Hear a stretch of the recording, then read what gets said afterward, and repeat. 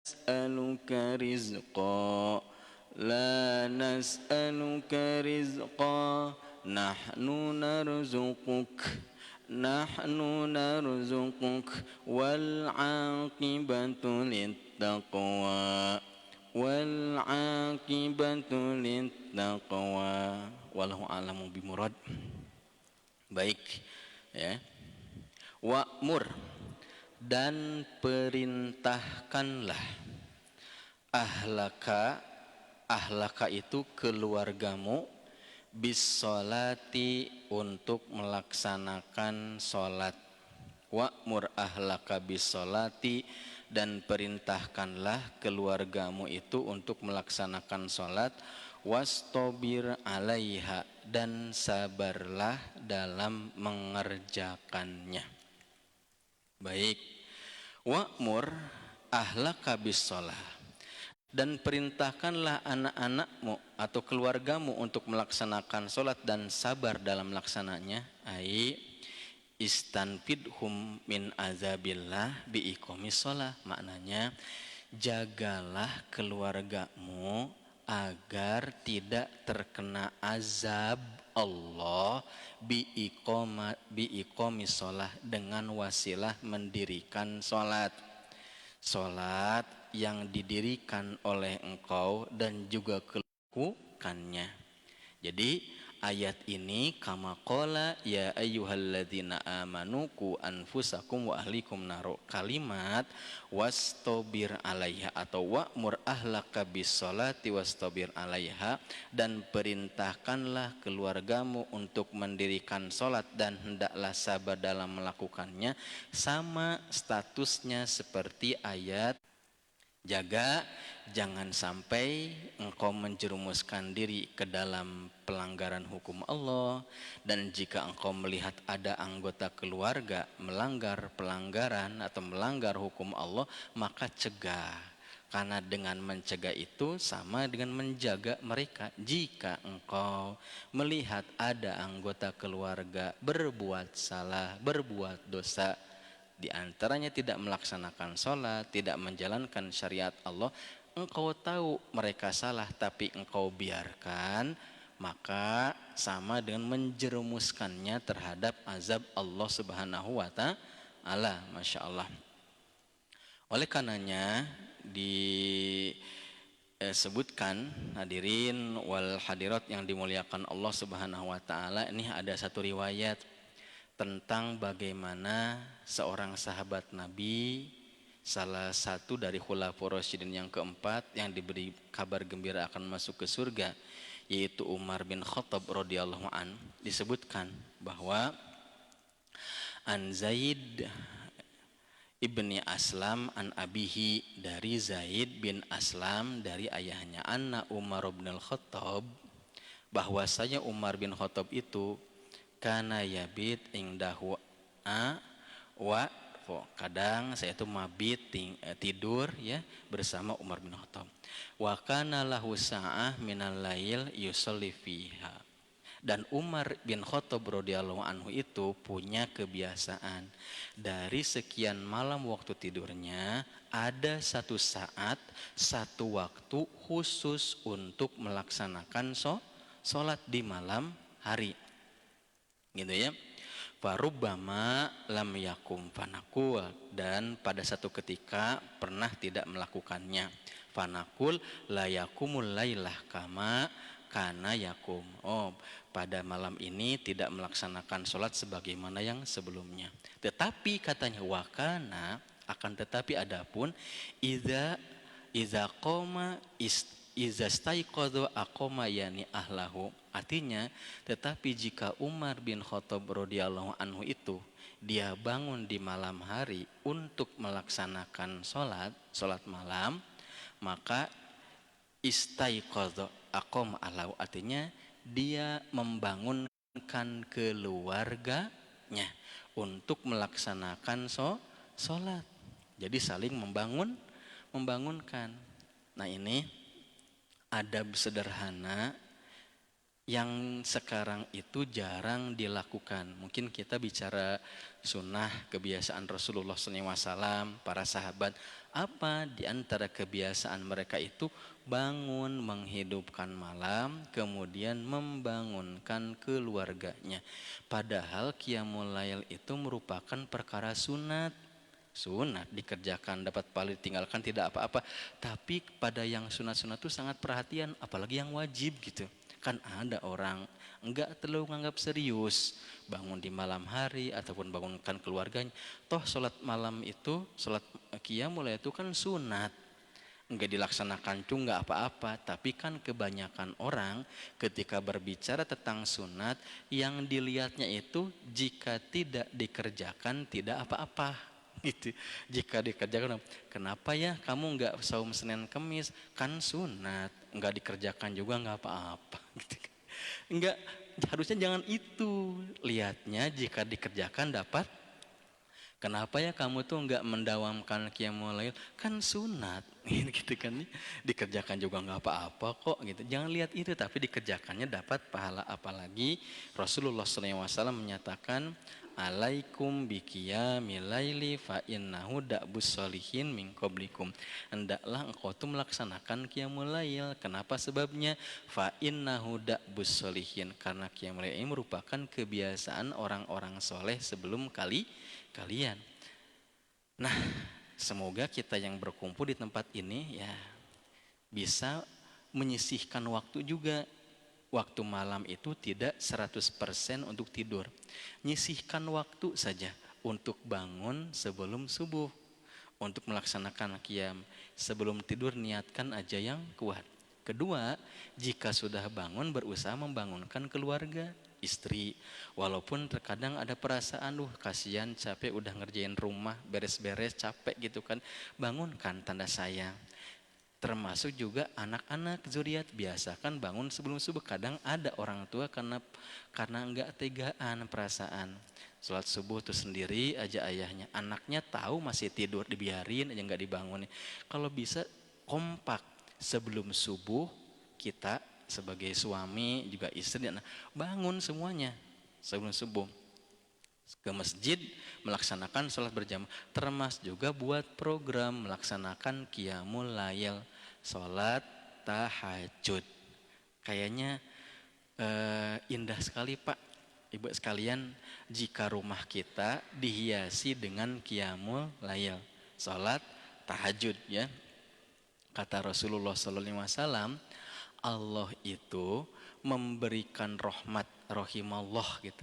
Allah itu memberikan rahmat kepada rojulan, kepada seorang suami laki-laki.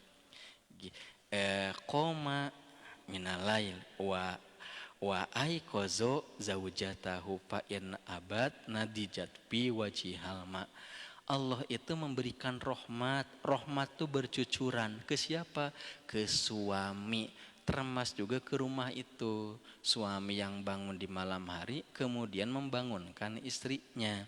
Fa in abad, jika istrinya menolak, maka sang suami memercikan air ke wajahnya.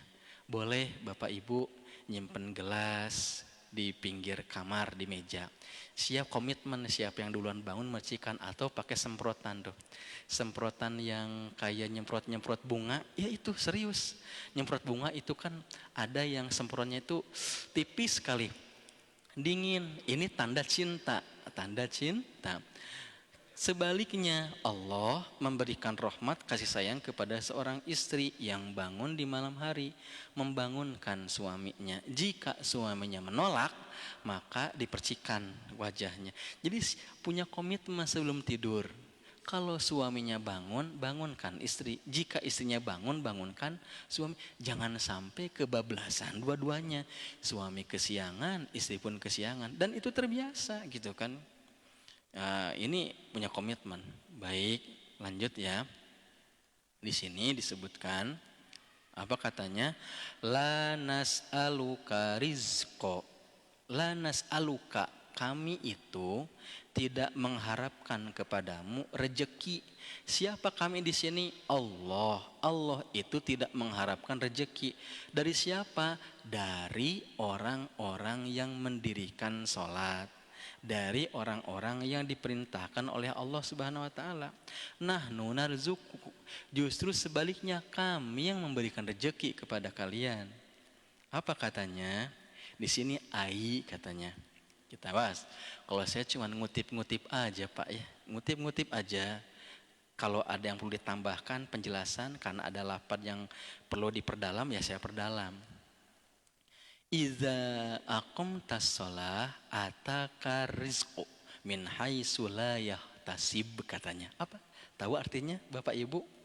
Apa korelasi dirikan sholat, perintahkan sholat keluarga dan sabar, kemudian Allah melanjutkan nas'alu karizqo, kami tidak mengharapkan rezeki kepadamu, kami yang berikan rezeki. Apa katanya? Idza aqamtas sholata, jika engkau mendirikan sholat, ataka rizqu min haitsu la yahtasib, niscaya ini tanamkan ya, rezeki akan datang kepadamu min haitsu la yahtasib. Bukan kita yang mendatangi rezeki katanya, tapi rezeki yang datang. Luar biasa ya kalimatnya ya. Ini dipahami tuh harus mendalam gitu. Jika engkau mendirikan sholat, iza aqamtas sholata ataka rizqu. Jadi si fa'il pelakunya itu rezeki. Bukan fa'ilnya itu orang yang mendirikan sholat. Si rezeki akan datang min haitsu la yahtasib, dari arah dan waktu yang tidak disangka-sangka. Tidak disangka-sangka itulah rezeki. Kadang ada aja nggak jelas. Semakin banyak mendirikan sholat, maknanya Bapak Ibu ya, karena sholat itu merupakan manifestasi dari ibadah ubudiyah. Semakin kuat kita ibadahnya, semakin banyak rezeki yang akan didapatkan dan datang. Justru dia yang dikejar-kejar rezeki, bukan dia ngejar-ngejar rezeki. Sehingga hatinya tenang, dan semakin tawakal dia pada Allah, semakin besar rezeki datang. Semakin yakin, semakin tenang, sikoh pada Allah, rezeki akan datang. Tapi semakin takut dia pada Allah dalam masalah rezeki, semakin menjauh rezekinya. Apalagi sampai mendirikan sholat dikarenakan karena misalnya pekerjaan, mendirikan sholat karena urusan dunia gitu kan, tinggalkan itu karena takut. Kadang orang mikirnya gitu, aduh kalau saya sholat ini harus tutup, ini usaha ini, sayang kalau dibuka khawatir, pikirannya kan gitu. Kalau pas lagi sholat datang konsumen, kalau pas lagi sholat datang ada yang nelpon, gimana gitu kan, pikirannya ke sana, lebih cenderung ke sana. Masya Allah. Kama qala ta'ala, ayat ini pun sebenarnya sebagaimana firman Allah, wa may yattaqillaha yaj'al lahu makhraja wa yarzuqhu min haitsu la yahtasib. Ini sama seperti firman Allah Subhanahu wa taala, wa may yattaqillah, barang siapa yang bertakwa kepada Allah. Takwa itu secara lugawi artinya wiqayah, hati-hati. Kemudian kalau kata Imam Ghazali dalam kitab Ihya Ulumuddin itu, takwa itu taknya tawadu katanya, kopnya qanaah, wawunya waro. Tawadu rendah hati, qanaah merasa cukup, waro hati-hati, ya. Atau kata jumhur ulama itu imtisalul awamir wajtinabun nawahi, melaksanakan perintah Allah dan jauhi larangan Allah secara tulus katanya. Wa may yattaqillah yaj'al lahu makhraja, maka pasti Allah akan berikan kepada dia jalan keluar. Wa yarzuqhu min haitsu la yahtasib, dan akan memberikan dia rezeki dari arah dan waktu yang tidak disangka-sangka. Jadi yang susah-susah, yang lagi banyak gelisah, banyak galau, harusnya yang perlu ditingkatkan itu ibadah pada Allah dan ketakwaan. Ya. Dan waqala ta'ala katanya, dan Allah Ta'ala menyatakan wa ma khalaqtul jinna wal insa illa liya'budun, surat Az-Zariyat ayat 56, dan tidak semata-mata aku ciptakan jin dan manusia melainkan agar jin dan manusia itu beribadah padaku. Dan ayat ke-57-nya sampai 58 lanjutan dari Az-Zariyat 56 itu, ma uridu minhum mirizkin wa ma uridu ayyut imun. Disebutkan bahwa Aku ini tidak menginginkan dari mereka itu rezeki. Allah merintahkan ibadah, lanjutannya bicara rezeki. Ini ayat ini Allah membicarakan sholat, lanjutannya rezeki gitu kan. Setelah beribadah, ma uridu minhum rizq. Aku itu tidak menginginkan dari mereka itu rezeki. Wa ma uridu an yut'imun, tidak untuk tidak minta juga makan. Innallaha huwar razzaq. Allah itu huwar razzaq, bukan rozik lagi. Razzaq balago, mubalago, pemaha pemberi banyak rezeki.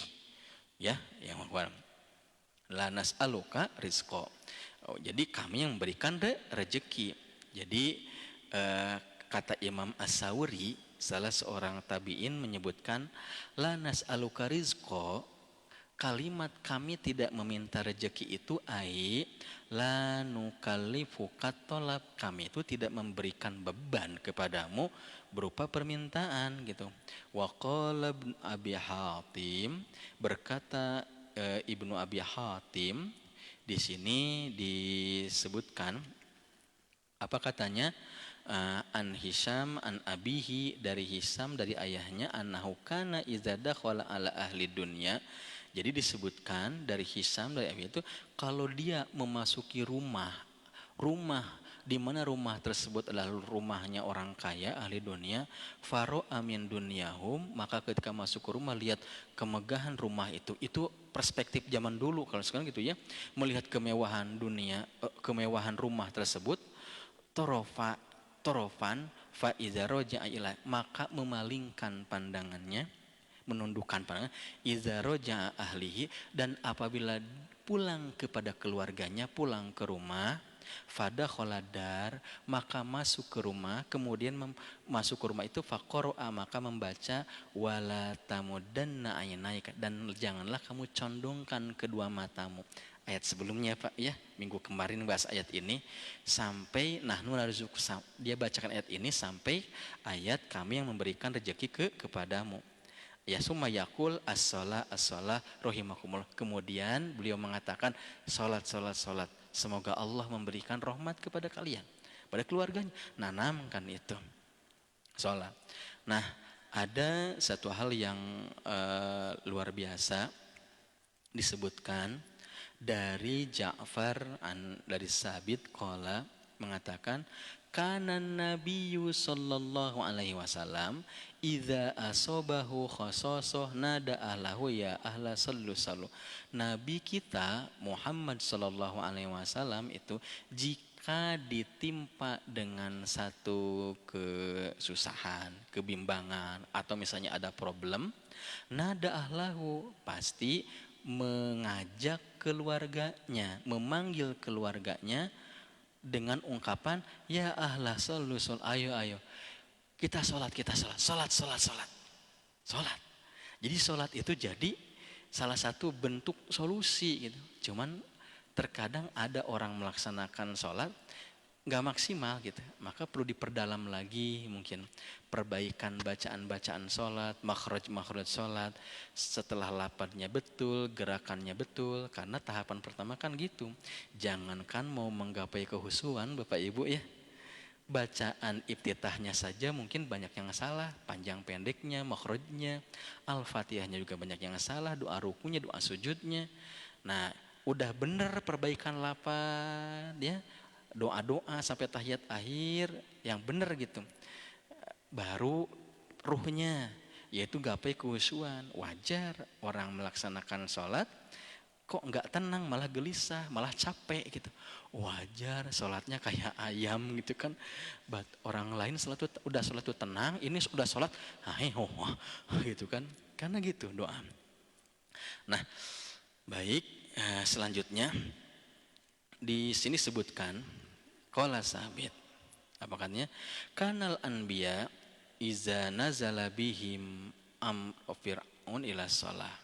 Jadi disebutkan bahwa para nabi itu iza nazala him amr, jika datang pada mereka itu sesuatu perkara yang menyusahkan, maka mereka itu mengajak untuk melaksanakan sholat.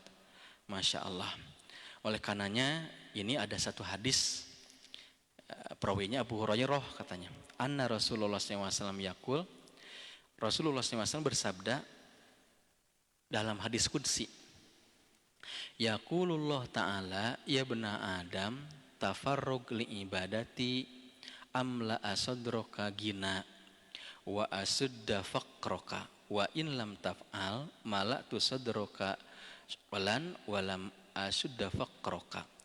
Kata Nabi dalam hadis qudsi, Allah Ta'ala menyatakan, ya bena Adam, wahai anak Adam, katanya itu, tafarrug li ibadati, kosongkan waktu untuk melaksanakan ibadah kepadaku.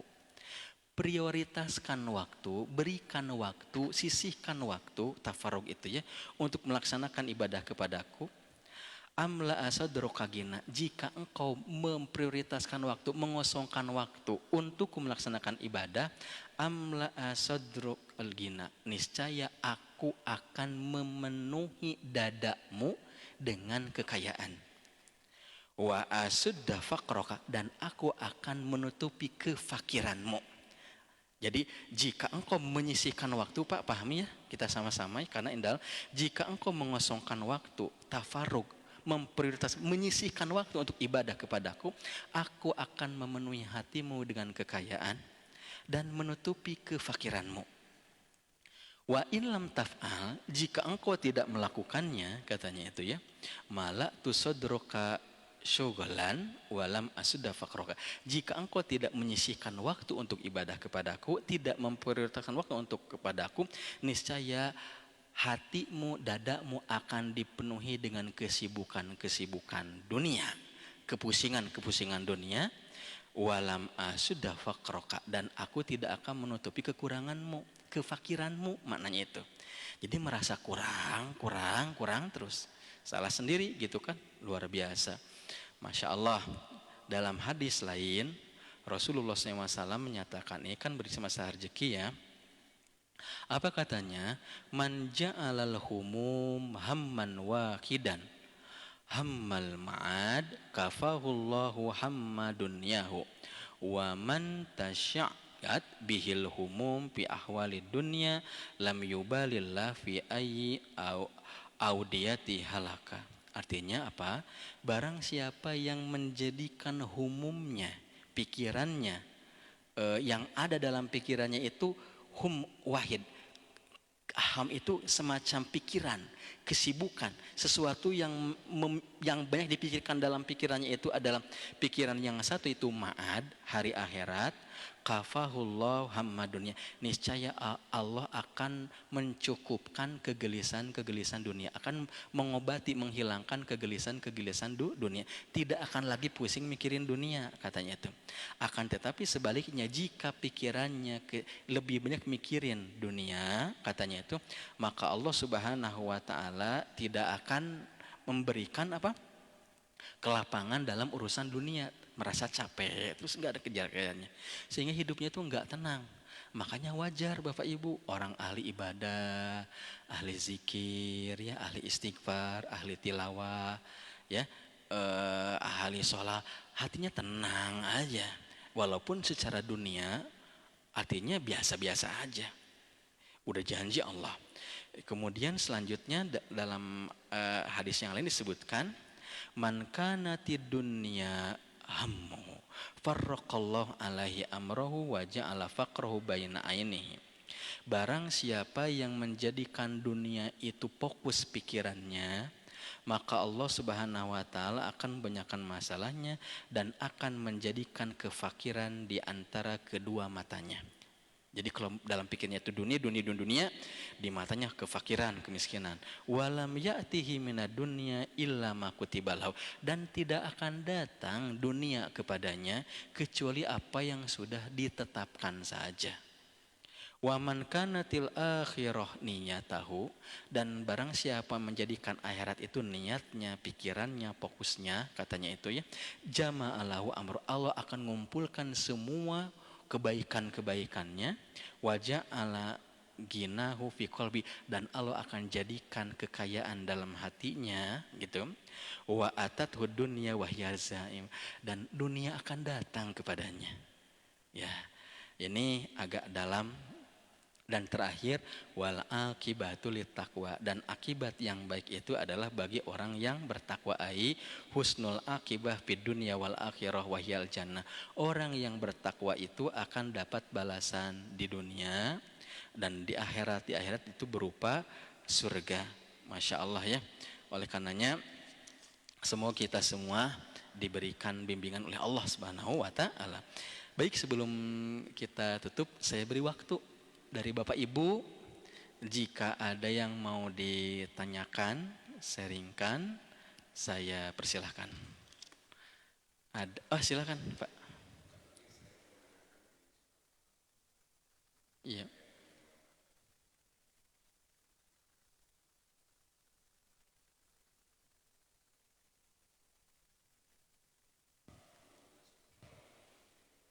Hmm.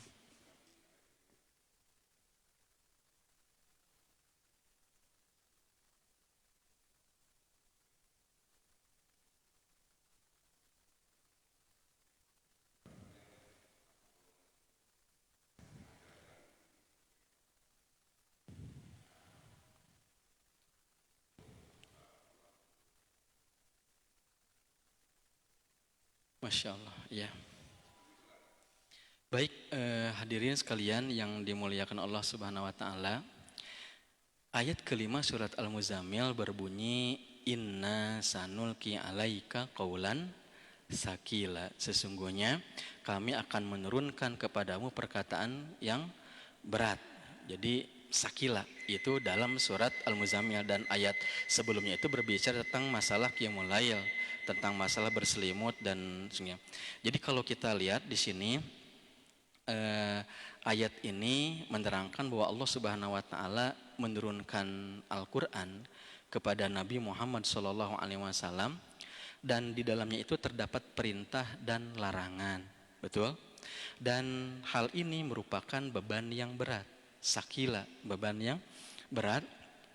Jadi baik terhadap Nabi Muhammad SAW apa ya memikul beban ini kecuali Nabi Muhammad Shallallahu Alaihi Wasallam. Jadi itu maknanya itu kaulan sakila, maknanya adalah perintah, larangan, kemudian juga anjuran-anjuran melaksanakan ibadah, termasuk juga turunnya Al-Quran merupakan satu hal yang sangat berat.